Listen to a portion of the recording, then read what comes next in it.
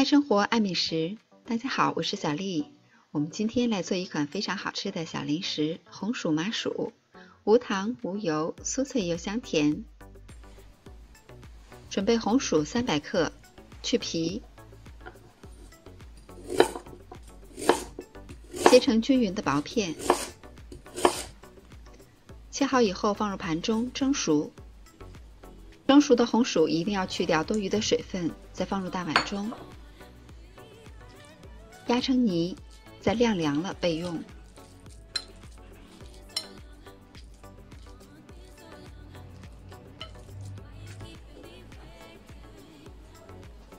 再加入100克糯米粉，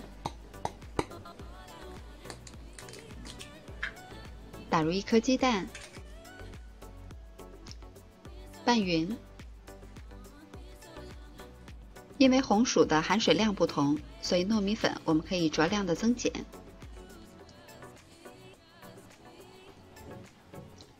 再加入5克无铝泡打粉，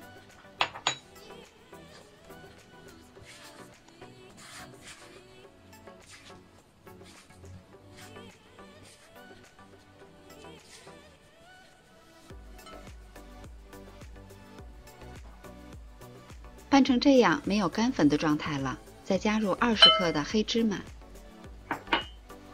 再下手合成面团。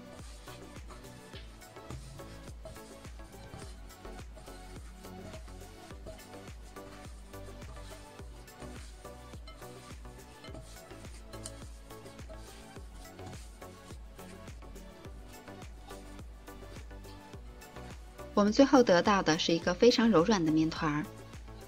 整理好了以后放入大碗中，然后可以直接揪下来一块，把它团圆。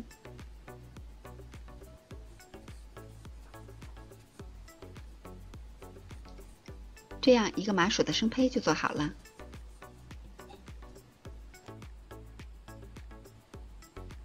这些材料我一共做了12个麻薯，每个剂子大约是38克。烤箱开上下火预热，180度放在中层烤30分钟。因为烤箱之间是有差异的，所以这个时间仅供参考。这款红薯麻薯表皮酥脆，内里软糯醇香，没有添加油和糖，是非常健康又营养的小零食。做法也是特别的简单，喜欢的小伙伴们也动手做起来吧。我是小丽，喜欢我的视频请关注留言，感谢您的收看，明天见。